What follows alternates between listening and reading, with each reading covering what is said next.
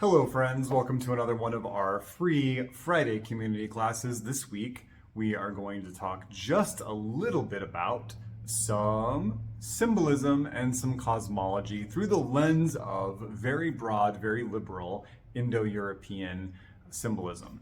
And we will try to relate it to our work with the plant spirits, but mostly this is just an invitation to connect with the energy of the season for a lot of people, with work that we can be doing at this time of year, and with a little piece of the puzzle of understanding how the universe relates based on relationships. And we should probably start there, that through the particular lens that I'm going to present this information and the particular lens that I work my own spiritual path, there is no ultimate creator deity, right? I'm a pretty hardline polytheist, and I also experience the cosmos, the universe, as an infinite number of relationships, that everything that exists, rather than being created by somebody with a poof, is the manifestation of an infinite number of sacred relationships. Everything that we do creates something, which creates something, which creates something, and then you end up with the universe. And one of the ways that the ancients, especially folks in that real broad Indo-European world, not all of them, but a lot of them, used to symbolize these sets of relationships that then caused the cosmos, is through the symbol of the tree, which we call the axis mundi, the world tree, the world pillar. And it's a really beautiful symbol because it allows us to take something that is very abstract and very hard to wrap our heads around and give it a form that we can meditate on and that we can kind of use as a map and a gateway to understanding some of these deeper aspects of cosmology. So today I want to specifically focus on the roots of that world tree symbol and where the roots grow towards, which in this case is water. So the world tree is a symbol. We have done other classes on this. There will be other classes, I guarantee. Currently on my Patreon, we're doing a 14-week course on herbal cosmology, which gets really deeply into this, but I thought it'd be fun to do a little one on YouTube just to talk a bit about what happens here. So the world tree shows us that nourishment, nutrients are drawn up from the roots, condensed or embodied in the trunk, and fruited or made fully manifest in the canopy, at which point the tree enters into a reproductive cycle. There are flowers, there are relationships with pollinators, of course, and there are fruits, and those fruits contain seeds, and those fruits ripen, and they fall off the tree, and they return to the soil, and they melt back into the land, carrying the seeds with them, which then creates the next phase of growth. Okay, so it's very basic, but we're focusing here on roots, so I wanted to just make it quick. So the roots of the tree reach down. They go down into the below. And this is not always a literal below. Sometimes it's a figurative or an energetic below, or in this case, it's a realm. It's a level of reality that is not somewhere else. It's just some way else, right? It's running parallel to the reality that we exist. It's not literally below us, but to conceptualize it, we do say that it's under, and there are definitely Indo-European traditions that took this a little more literally and said that the underworld was in fact in the ground, under the mound, under the ground, under the land, whatever. So the roots of the tree, they reach down into the ground, deep, deep, deep, and what they're digging for is nourishment. They're digging for macronutrients. They're digging for the building blocks with which that tree will build life, will create leaves, flowers, and fruits, right? And so the way that we sort of conceptualize that is that the roots are reaching down towards the primal waters that flow underneath the land, still and silent, cool, moist, dark, and magnetic. Those roots are trying to touch that water so that they can draw it up into our world and create form and function out of it. And this is where things get interesting in the symbolism, that water as a symbol represents the potential of chaos. It's chaotic, it's unformed, it's fluid. The materials that are in water are dissolved. They're not in any specific pattern necessarily. And so for the ancients and for modern practitioners like myself, the water represents pure potential, right? There's no pattern, there's no order, there's no form. Water takes on the shape of whatever vessel it's poured into. It's waiting to be gathered. It's waiting to be given structure and pattern. So the roots reach down, they tap into that water, and they draw it up into the world towards the fire in the sky, the sun, the moon, the stars, that celestial energy which does create the pattern, saving that for a different class. So what is in this symbolic water? First, it is the repository of all ancestral wisdom. Okay, we've talked about this in other classes, that when we die, we pass back into the land. Our bodies on a cellular level, which hold all of the memories of our life, of our journey, melt back into the ground and eventually break down until they are so dissolute that they are absorbed back into the waters of life that flow silently under the land, the water tables. And so we work with water, especially water that is drawn up from the ground through a well, a holy well, a sacred well, or just the meditation of a well, or through the roots of the world tree symbol.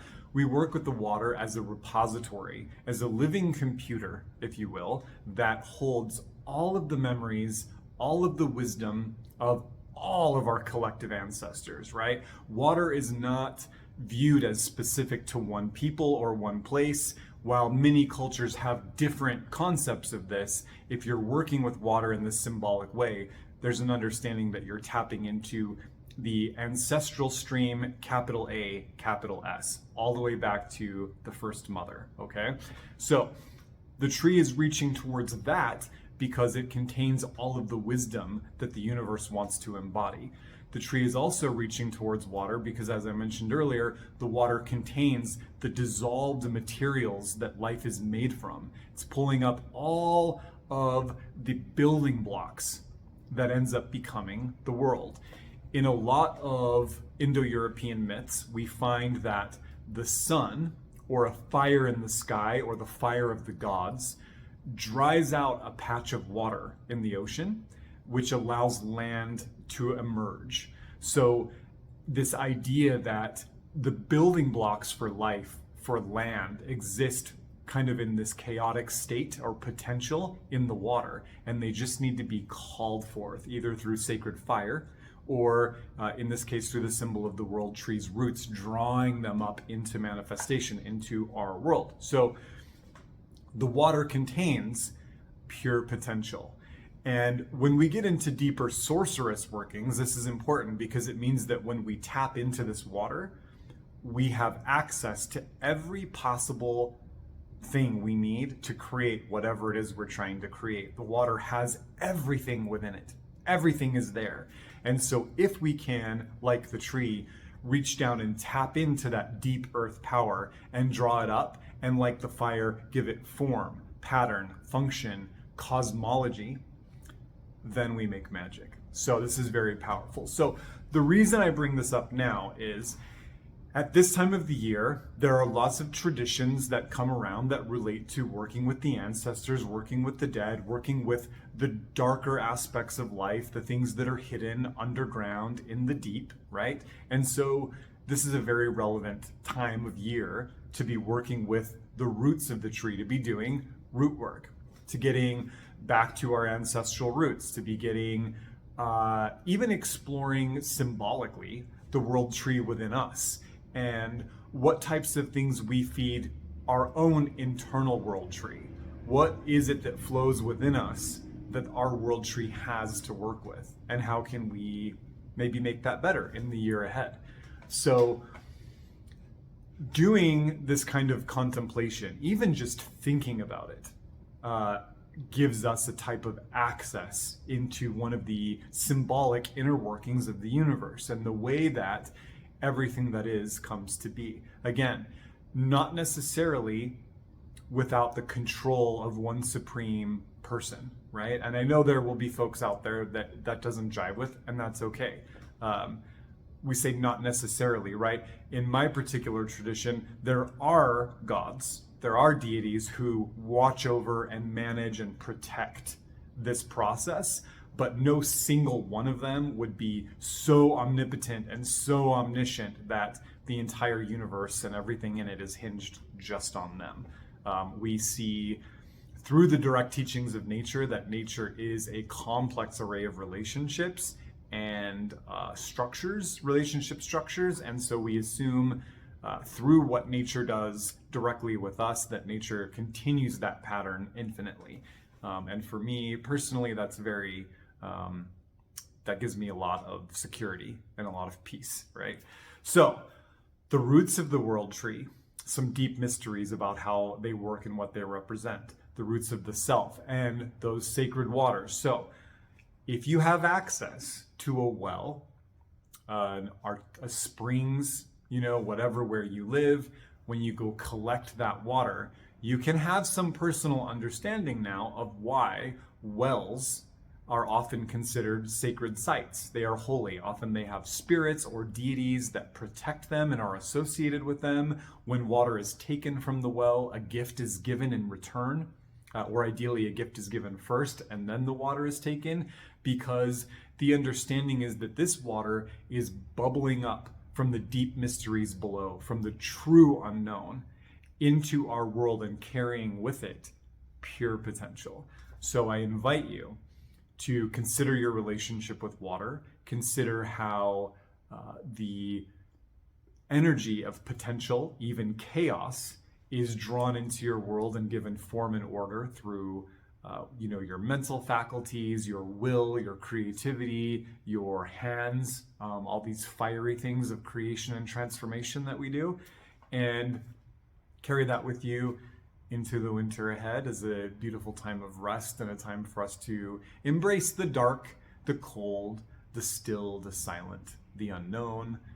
Nature is doing that. Also, we can do that. We see through our tree teachers, for example, during the winter, the autumn and the winter, that they retreat from their aerial parts. The trees pull their life force back from branches. The leaves get cut off, they die, they turn beautiful colors and fall to the ground. Any remaining fruits and berries shrivel up and fall to the ground. And that tree, for all intents and purposes, appears to be dead, but we know they are just resting. What has happened is the spirit, the vital force, the consciousness of the tree has drawn back from the part of the tree that is invested in our world and moved into the root structure, which is a part of the tree that is invested in the other world. And so we see through our plant teachers, our tree teachers, that there is a breath throughout the wheel of the year. There is a cycle and a pattern that happens over and over again, and that if we align ourselves to it, we find more ease, more luck, more blessings, more synchronicity. And so as I walk through, the city that I live in right now, the trees appear to be dying, but what I know is they are pulling back and they are investing themselves in the wild waters that exist under the land. They are reconnecting with the chaos, with the potential, with the ancestral wisdom, with the building blocks, connecting, resting, drawing that up, so that in spring and summer next year, they will give form, function, and order to that chaotic energy and create lush canopies, medicine, fruit, fiber, fuel, protection, beauty, all of the things that we receive from the plant spirits all throughout the year. So some meditations for the trees that share space with you, for the symbol of the world tree or the cosmic tree, and the power of the wild waters that flow deep and magnetic underneath the land. Hopefully that gives you something to think about and something to play with, and maybe even a new way to work with water in your own ritual practices. So we do monthly advanced classes over on the Patreon, as well as continuing courses, new lessons every month, every Monday. As soon as we finish a course, start a new one, doing all kinds of different stuff. So if you are interested in this work, if you want to get deeper into plant spirit work, connecting with the lore of plant spirit, the magic of plants, the medicine of plants from a spiritual perspective, come join us on Patreon. And until next Friday, take care.